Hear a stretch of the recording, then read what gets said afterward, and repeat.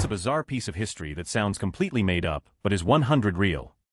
Story 1. When the Pilgrims landed at Plymouth Rock, they were met by a Wampanoag Indian who spoke English and had been to England. His name was Tisquantum, popularly known as Squanto, and he had been kidnapped and sold into slavery in Spain years earlier, in 1614.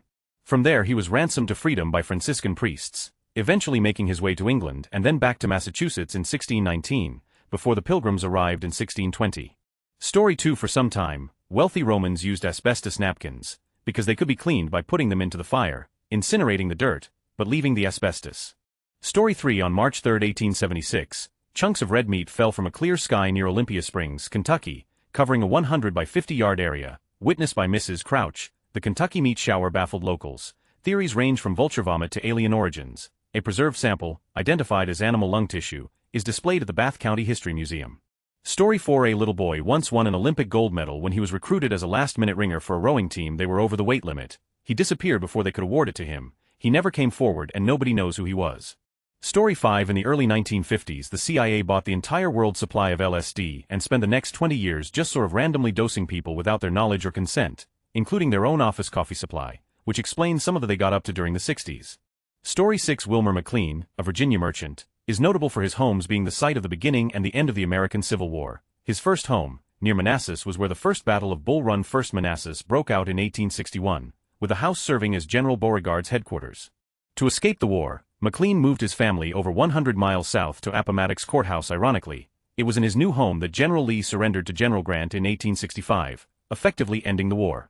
Story 7. A fellow named Alfred Ely Beach secretly and without government approval built a demonstration subway based on pneumatic tube technology. In 1870, Beach claimed he was just making pneumatic tubes for messages, not humans. This caused a public sensation when it was unveiled, and people flocked to ride it, even though it only had one station, but due to various reasons, it was never pursued. Eventually it was sealed up and forgotten about. However, when New York actually started to build a subway system in 1911, the workers digging the tunnel broke into the tunnel created by Alfred Beach and found everything just as it was left: a subway car, the tunnel, even the piano used to play music for passengers in the station, frescoes, fancy lamps, etc. They were allegedly dumbfounded. Imagine digging the first subway, only to dig into another much older subway you didn't know about. Story 8. Chiropractors are in almost every city in the world at this point. The practice was supposedly imparted to the founder by a ghost. D.D. Palmer founded chiropractic in the 1890s, claiming that he had received it from the other world. Palmer maintained that the tenets of chiropractic were passed along to him by a doctor who had died 50 years previously. Also, the 10th U.S. President, John Tyler B. 1790, had a living grandson until just 1 month ago. Story 9. In 1838, the Missouri governor issued an executive order directing the extermination of all Mormons in the state. The order wasn't rescinded until 1976.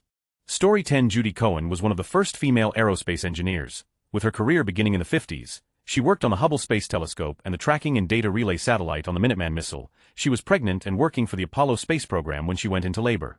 Before heading to the hospital, she picked up some documents for the problem she was working on. The problem was with the abort guidance system, a crucial component for mission safety which ultimately played a major role in successfully returning the crew of Apollo 13. She worked on it while in labor at the hospital, solved the problem, and promptly gave birth to Jack Black. Story 11. A British sailor survived 3 ship sinkings in one day during World War I. TBH, it was 3 ship sinkings in a single morning. On September 22, 1914, Wenman Kit Wycombe Musgrave started the day aboard the British Royal Navy cruiser HMS Aboukir, which was on patrol off the Dutch coast. The Aboukir was torpedoed by the German U-boat SMU-9. It was mistakenly thought that the Aboukir hit a mine, and the HMS Cressy and HMS Hogue approached to rescue sailors who had jumped into the sea, including Wycombe Musgrave. As he swam to and was getting on board the Hogue, it was torpedoed by the SMU-9. Into the water again. Wycombe Musgrave then swam to the Cressy, and it too was torpedoed by the SMU-9. He was eventually found on a bit of driftwood, became unconscious, and was eventually picked up by a Dutch trawler. Nearly 1,400 British sailors died in the 3 sinkings. Musgrave survived World War I and rejoined the Royal Navy in 1939, survived World War II and lived to the age of 90. Story 12. When Amelia Earhart landed in Ireland, it was in my grandfather's neighbor's field. He ran over to see what was going on, likely never saw an airplane before, and met her. Story 13. In 1866, Liechtenstein sent a small group of soldiers to fight in the Prussian War. 80 soldiers marched out to guard a pass between Austria and Italy. 81 returned, as they suffered no casualties, and another soldier joined up along the way.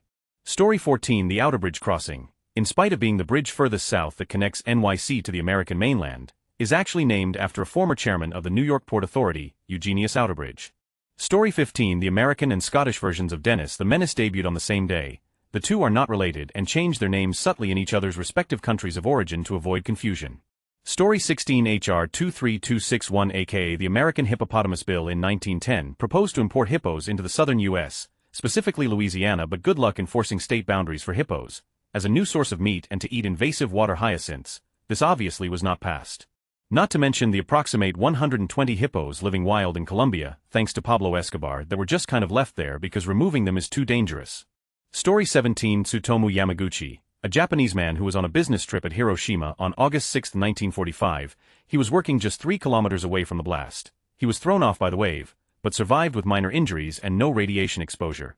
Obviously shaken, he decided to end the business trip and return home. His home in Nagasaki. His home was again 3 kilometers away from the blast, which again thrashed him, but again he survived, although this time with some radiation exposure. He died in 2010, at 93 years of age.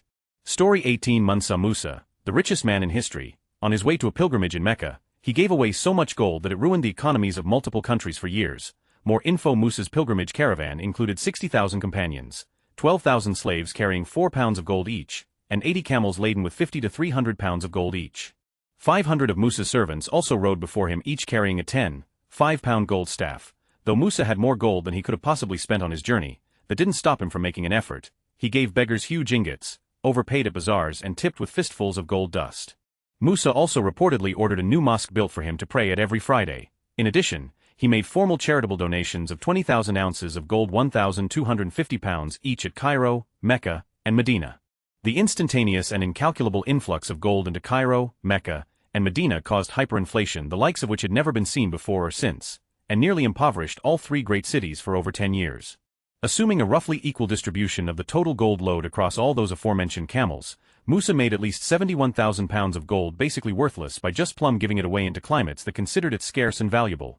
This means in terms of gold devaluation alone, the damage Musa's pilgrimage caused amounted to $1.5 billion in modern money.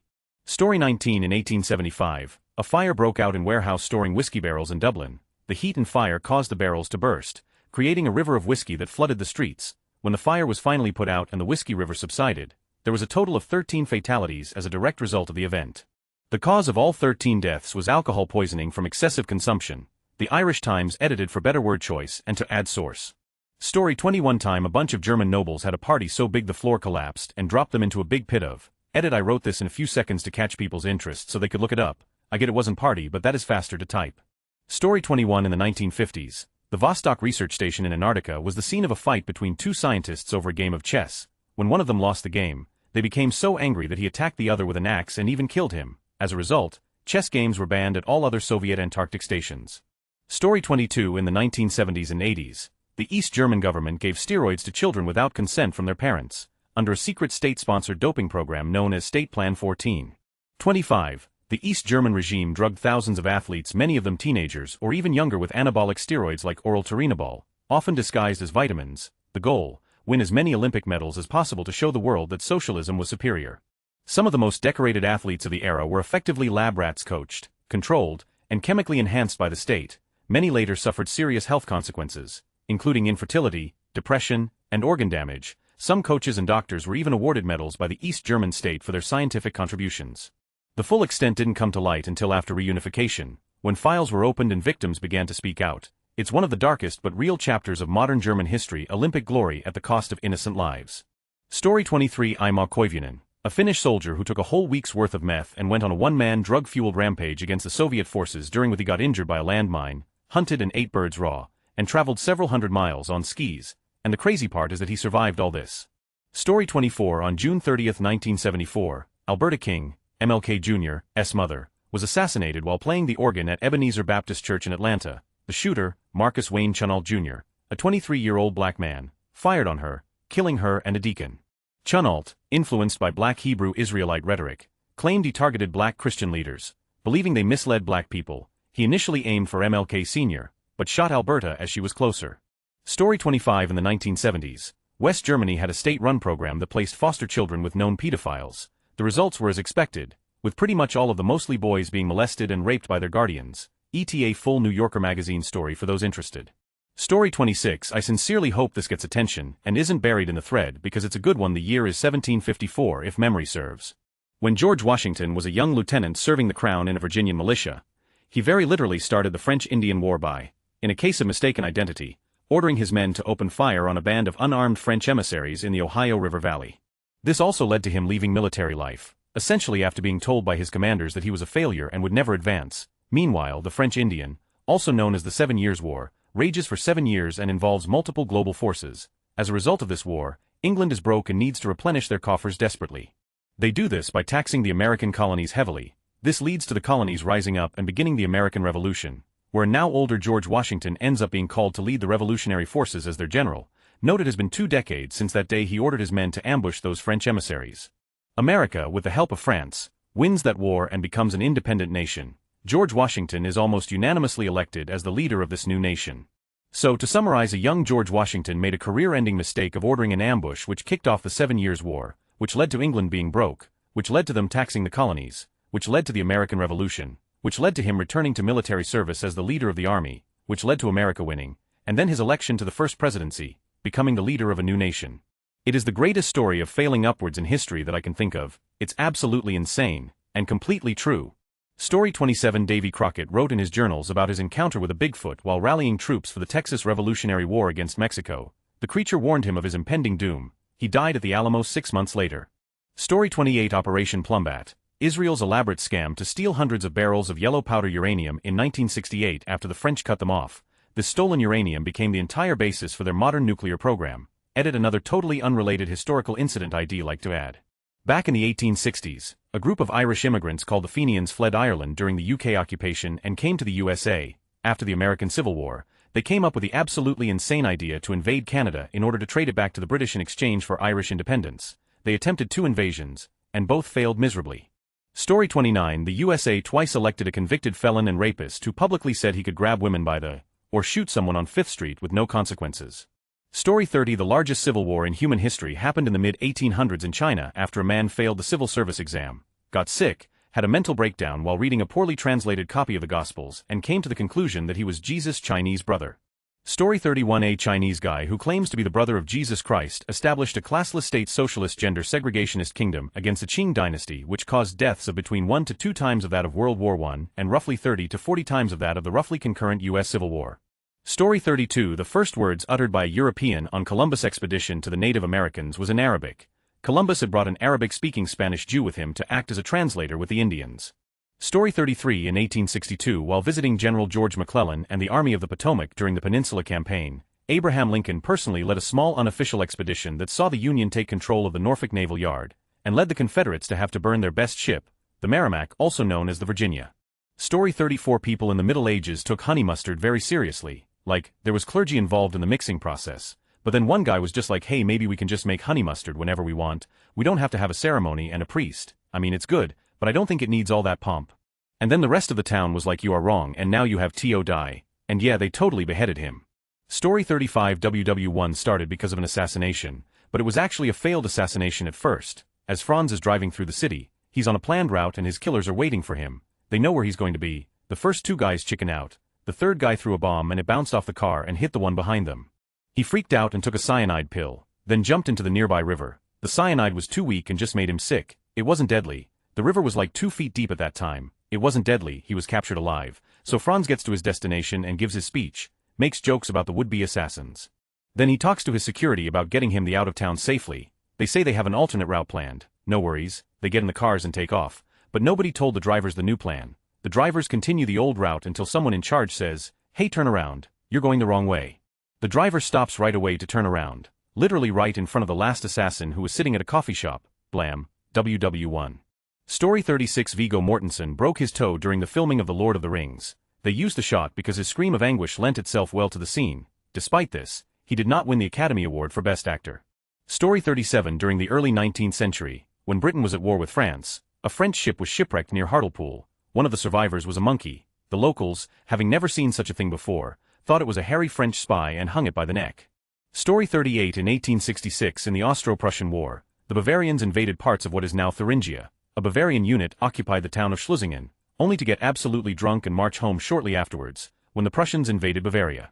The episode is completely unknown in Germany today, but the Finnish writer Alexis Kivi wrote a play about it. called Olvaretki Schlesingen or something like Beer Journey to Schlesingen. Story 39 that an invading army coming from Africa to attack Rome brought with them a bunch of huge war battle elephants and they marched them over mountain ranges. That's incredible to me. Story 40 small piece of local history of my hometown students seized a medieval castle that was then besieged by firemen and police officers trying to get them back out. The cause of course was rising beer prices, or the cops switching to more inconspicuous hats so they'd be harder to notice patrolling at night, depending on who you ask. The students surrendered once the beer ran out. Story 41 Russia, under Peter the Great, sent an expeditionary force from Russian-controlled Alaska to American with the intent of exploring possible areas of colonization. The Russians made it as far as California before turning back. Story 42 The absolute shitshow that was Archduke Franz Ferdinand's assassination. The incompetent morons did it though, and set in motion every major event up to the present day by sparking the fuse for World War I. Story 43 During the French siege of Dover Castle in 121617 the English tunneled out of the castle and attacked the French from behind. It's the only known use of a counter-siege tunnel. During Titanic disaster the chef Charles Juffin kept drinking alcohol while helping to lifeboats and throw deck chairs overboard. The alcohol in his system kept him warm which allowed him to survive the freezing North Atlantic until he was picked up by a lifeboat. Story 44 A volcano eruption that happened in Indonesia in 1815 was what ultimately led the then 18-years-old Mary Shelley to write Frankenstein when challenged by Lord Byron, about 30 years older, during a trip to Switzerland. Edit Geography Oops. Story 45 They released moose into the Fiordland wilderness in New Zealand in 1910, and now there are urban myths about seeing moose even as recently as last year by some Canadians, although they are probably pulling our legs. Story 46 Chicago, in the early days, had a problem with raw sewage as the city was built only a few inches above the lake level, so there was no downhill for sewage to flow. Because of the beef industry, roads were basically small lakes filled with blood and viscera, and people occasionally fell off the sidewalks and drowned.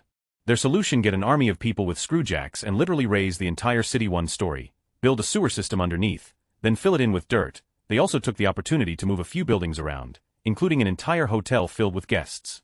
Story 47 In 1879, in the Kingdom of Buganda, which is now part of Uganda, a British missionary and physician named Robert Felkin witnessed something that completely challenged the expectations of Western medicine at the time. He saw a local healer successfully perform a cesarean section. Long before the procedure was considered safe or routine in Europe, the healer used banana wine as both an antiseptic and an anesthetic. The surgical instruments were sterilized by heating them over a fire, and the operation was done with remarkable precision and care. Both the mother and the baby survived without any signs of infection, which was incredibly rare in European hospitals during the 19th century. Felkin was so amazed by what he saw that he recorded the procedure in medical journals, openly acknowledging that the level of surgical skill and hygiene in Africa was far more advanced than many in Europe had ever imagined. It is one of those overlooked moments in history that turns the colonial narrative on its head, showing that advanced, life-saving medical knowledge existed across the African continent long before Western medicine caught up. Felkin. Story 48 Future President George H.W. Bush narrowly escaped being killed and eaten by Japanese officers, who were convinced that eating parts of their enemies' bodies would give them special powers. Of the 9 American airmen shot down in that bombing raid, Bush was the only who survived, probably because he ditched further out to sea than the others, so he was able to be picked up by a U.S. submarine. Story 49 The word defenestration is a word that describes a specific event, one in which you throw people out of a window. We only have that word due to an event called the Defenestration of Prague, where one group of arguing noblemen threw the other group out the window, and the exact thing happened in the exact place about 200 years after. It is my favorite word. Story 50 A guy got so pissed off with the bank trying to him over that he built an entire army tank and named it the Killdozer, which he then used to run over the homes of the employees that tried him over, specifically avoiding physically injuring anybody in the process. Very cool of him, TBH. Story 51 While relations between men were forbidden by law in most of Europe in the 19th-20th century or earlier, relations between women remained in something of a legal gray area. And chauvinistic prejudices and a patriarchal worldview lead to the belief that women were not able to have with each other because of the lack of penetration, and women would not be able to enjoy any sort of, so why should they do it with each other? This prejudice got challenged a lot during the early 20th century, and more countries also banned female same relations. One exception was the United Kingdom. Parliament did try to pass such a law in 1921, but the current Lord Chancellor vetoed the law. Not because he was all in on lesbian, but rather he feared that women would learn about the fact that they could have enjoyable with each other, should the law become public. Dude literally thought women could only learn about lesbian if a man would tell them beforehand about it. Project Habakkuk, a plan by the British in WW2 to create a massive aircraft carrier made of ice. Story 52 Cornflakes were invented in 1894 by Dr. Kellogg to stop people from masturbating and having impure thoughts. He believed that indigestion and poor gut health caused lascivious thoughts and could be cured by a vegetarian diet. Story 53 The waters behind the St. Francis Dam, built by the world's leading authorities, spontaneously collapsed and sent 5 hours of deluge to the Pacific, killing scores of residents and federal workers along the way. The dam keeper and his family were the first. Downstream, communities knew it was bad because they all lost electricity from the hydro at once. Story 54. The samurai class ended in Japan at some point in the 1870s. That was the most precise date I could find. The first fax machine was invented in 1843, so Abraham Lincoln could have easily gotten a fax from a samurai warrior, should there have ever been a need to. Story 55. Dr. Leonid Rogozov performed an appendectomy on himself after developing appendicitis while stationed in Antarctica in 1961. He used mirrors and local anesthesia and had to stop several times when nausea overcame him. The closest medical station was more than 1,000 miles away, and he was the only doctor on the expedition. He made a full recovery and died in 2000 at the age of 66. Story 56. The first slave owner in the American colonies was a black man. In a lawsuit in what would later become the USA was the case of Anthony Johnson, a black colonist, who sued Robert Parker in 1654 to regain custody of John Kacer, a man Johnson had previously held as an indentured servant, but who Parker had helped to secure his freedom. The court initially ruled in favor of Parker, but on appeal, the ruling was reversed, and Kacer was ordered to be returned to Johnson. Story 57. The first Battle of Bull Run on July 21, 1861, the first major engagement of the U.S. Civil War, happened on a Virginia farm owned by Wilmer McLean. Lee officially surrendered to Grant at the village of Appomattox Courthouse, Virginia on April 9, 1865, in the kitchen of the home belonging to Wilmer McLean. He had moved to get away from the fighting. Story 58. Ancient Roman war galleys mounted giant flamethrowers that should shoot long distances and light other ships on fire, and which used elaborate pumps and heating systems to shoot the fuel. Story 59. The Cadaver Synod in 897. Pope Stephen VI put a previous Pope Formosus on trial for perjury. They physically removed him from his tomb after being dead for some 7 months, and sat his corpse on public view in the papal courtroom. Story 60. The Battle of Kassel Itter in Austria during the last days of World War II. A German army unit which has defected to the resistance fought side by side with American troops to protect a castle full of French VIP prisoners against Waffen-SS troops still loyal to the Nazi regime who wanted to take control of the castle and kill the prisoners. Story 61. The taking of Roxburgh Castle during the First Scottish War of Independence. James Douglas, known as the Black Douglas to the English, had his men dress in dark cloaks. It was a moonless night, and a feast day to boot. The men moved randomly about the countryside so that any guards would think they were cows. It worked. They took the English completely by surprise and recaptured the castle without losing a single man. They then razed the castle on the orders of Robert the Bruce. I like to think of them crawling around and mooing with Scottish accents. That part didn't happen, but the rest is true. Story 62. The inventor of rocket fuel and the father of rocket science, Jack Parsons, did so in his backyard and was also a Satanist who was pen pals with Aleister Crowley. His wife left him for L. Ron Hubbard. Story 63. Johnny Cash was the first American to find out that Joseph Stalin had died. He was in Air Force intelligence, stationed in Germany, and listening to intercepted radio signals as his main job. Story 64. Famed for wearing a bowler hat and carrying an umbrella into battle, was he Ralph Fiennes in the Avengers 1998. Story 65. Andrew Jackson had a parrot named Pole that was known for its ability to swear. During Jackson's funeral in 1845, the parrot reportedly caused a scene by cursing, leading to it being removed from the ceremony. Story 66. The Cuyahoga River in Cleveland was so heavily polluted, largely with oil, that it caught fire at least 12 times, which started the modern environmental movement in 1969. Story 67. We went to war with Iraq and Afghanistan over 9/11. However, the terrorist attacks were mainly funded, orchestrated and carried out by Saudi Arabians. The U.S. government ensured cover for them. Story 68. Tsar Peter III and the court-martial of the dastardly rat. Story 69. The two fathers of Polish independence, Jeff Piłsudski, pro-German socialist, and Roman Dmowski, pro-Russian nationalist, were competing both politically and for the affection of a woman, Maria. Piłsudski won both, and then he left the latter for another woman. He kinda cheated on Poland too by doing a coup and ultimately writing a new constitution that turned the country into an authoritarian state, though not as authoritarian as most. Shout out to Czechoslovakia, the only democracy in the region by the time of the Anschluss of its neighbors, only insofar as it led to a freer Poland. Story 70. Napoleon's first military loss was against rabbits. In 1807, to celebrate his victories over Prussia and Russia, Napoleon organized a rabbit hunt and had thousands of rabbits bought but didn't feed them, so when he released them, they didn't flee but instead organized and charged Napoleon and started aggressively biting his and his men's feet. They were forced to retreat. Story 71. Port Alberni, British Columbia, Canada is named after Spanish Captain Don Pedro de Alberni (1747–1802), who founded the Fort San Miguel 1790s, now Yuquot, on Vancouver Island, at which point the fort was abandoned by the Spanish. When the English colonized Vancouver Island 1850s, the island was claimed by both the Spanish and English. This dispute resulted in a naval treaty that a country could not claim territory they did not occupy. TLDR, a small town of 20,000 people which is 110 km 67 mi away from a non-populated former Spanish fort which it's named after the founder in existence, is responsible for a dispute that resulted in a foundational piece of maritime law. Story 72. In 1892, Princess Pauline von Metternich and Countess Anastasia Kielmansegg fought a shirtless duel. It was known as the Emancipated Duel. Supposedly there's no proof it happened, but there's paintings of it and accounts of it, so I don't really know what else people want from 1892 as far as evidence. Story 73. Iowa went to war with Missouri over the border in honeybees. Sheriffs were kidnapped and held in jail. Some mad lad from Iowa brought part of a sausage stuffer as a weapon. The Missouri side got drunk and shot a dead deer to pieces. Nobody was killed or injured. Story 74. 2 WW21s. At the end of the war, the Allies were using more fuel to transport fuel than the complete German supply. Leo Major liberated the town of Zwolle. Alone, there were somewhere between 500 and 1,500 German soldiers.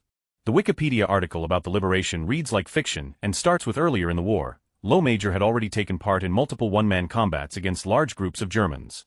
Story 75. The most powerful nation on earth inexplicably elected a mediocre businessman and game show host to the office of president, and half of the electorate cheered as he blatantly and openly defied the law, wrecked their economy, destroyed decades-long alliances, and made their country a laughingstock. Story 76. In 1863, Congress issued the first 005 bill. According to the bill passed, it was to have Clark's face on the front. They meant William Clark of the Lewis and Clark expedition, but they just said Clark at the time. The head of the currency bureau was a man named Spencer Clark. We now have law that forbids living people from being minted on money. Story 77. The Nazis lost their grip on Europe due to a dead homeless Welshman in 1943. The whole story is very elaborate and fascinating. For those who want to read more, you can search for Operation Mincemeat. Based on a strategic guide on how to fool your enemy veiled as a trout fishing guide for secrecy, and co-written by Ian Fleming, the author of James Bond, the British government bought the body of a homeless Welshman who had passed away due to eating bread laced with rat poison. They planted fake plans on the body that indirectly indicated that the Allied forces were going to try and gain a foothold through the Balkans. Their actual goal was to capture Malta and set up a beachhead there for further entry into Europe. At the time, Spain was under the rule of Franco, who wanted Spain to revert from democracy, and thus had unofficially gotten into bed with Hitler, but officially was stating to be neutral. Knowing this, the British dumped the dressed-up body of the homeless man, dressed up in a uniform and with an extensive made-up background story to throw anyone off the scent of this being a setup backed up by doctored love letters from a non-existent fiancé and a receipt for a purchased engagement ring for backstory. The body was dumped off the coast of Spain by submarine, and sure enough the fake plans were handed over to the Germans, who then allocated 10,000 men away from areas like Malta, which made the Allied invasion much easier in the end. Story 78. In the 1600-1700s, a man from Africa was captured by the Ottomans, who sold him off to Imperial Russia, where he soon became a general and member of the nobility, as did his descendants. Story 79. The Cadaver Synod. In 987 AD, the former Pope Formosus was put on trial by Pope Stephen VI. No big deal. Trials happen all the time. Hey, race the catch. Pope Formosus died 7 months previous. Pope Stephen had Formosus' corpse exhumed, dressed in papal garments, and put on trial with a deacon speaking on behalf of the deceased pope. The charges were perjury and serving as a bishop while not a member of religious leadership. Oddly enough, the deceased pope was found guilty. Pope Stephen cut off the 3 fingers used for blessing, stripped him of his papal vestments, and buried him in a pauper's grave. Later he was dug up a second time and thrown into the Tiber River. Story 80. In the 70s, there was a beached whale that had died on the Oregon coast. To get rid of it, they blew it up with dynamite, thinking it would just turn into mist. But no, giant chunks of whale blew all over the beach and beyond. There is video of it on YouTube. Story 81. WW2. The Battle of Castle Itter, where French POWs, including politicians, a pro tennis player, union leaders, family of Charles de Gaulle, Austrian resistance fighters, German Wehrmacht soldiers, and U.S. Army soldiers banded together to defend the castle against roving SS troops. It's the only occasion during World War II where U.S. soldiers allied with German soldiers side by side to fight a common enemy. There's a real good book about this battle written by historian Stephen Harding. It reads like a Hollywood movie. Story 82. In 1970, a whale carcass washed up on an Oregon beach. A big one. After a while, it started to rot and stink up the beach. The city had no idea how to deal with something that big and icky. Their solution: dynamite. Yes, they stuffed the whale carcass with dynamite and blew the sucker up. They figured the smaller bits would be easier to clean up, but they were wrong. People came from all over the state to see the spectacle. There were news crews documenting the rare occurrence. All were excited to see Moby get blasted to smithereens. Boom went the whale, and his bits of rotting flesh rained down on the town. People were showered with carrion. Cars were smashed by chunks of rancid whale meat. Oh, he made quite a mess, and the town was stinky for some time after. I guess the moral of the story is, don't blow up a whale carcass. In 1865, Minister-President and Prince Otto von Bismarck of Prussia challenged Rudolf Virchow, leader of the opposition Progressive Party, to a duel over an argument they had in Parliament over war funding. Virchow was not only a politician, but also a scientist who made significant discoveries in anatomy and pathology. He was presented with the challenge in his laboratory by Bismarck II, but as the challenged party, he had the choice of spelling weapons. He chose sausages. One of his studies was on the causes of trichinosis in. He got 2 identical sausages, one of which was perfectly safe to eat, and one of which was infected with the trichinosis parasite, which would cause a potentially deadly infection if eaten. He presented them to the seconds with the suggestion that President Bismarck choose and eat one, and would he eat the other? Prince Bismarck's representatives refused the offer, allowing Firko to maintain his honor. The Great Sausage Duel of 1865. Skulls and the Stars. Story 83. Christopher Columbus used an eclipse to fool Native Americans. In 1504, he was on the present-day island of Jamaica. Long story short, his crew were disputing with the natives over supplies. Based on almanacs, he knew an eclipse was coming. So that day, he talked to the leaders of the tribe and said if they didn't cooperate the moon disappear from the sky. When the eclipse actually happened, it scared the out of them and then they brought food and cooperated.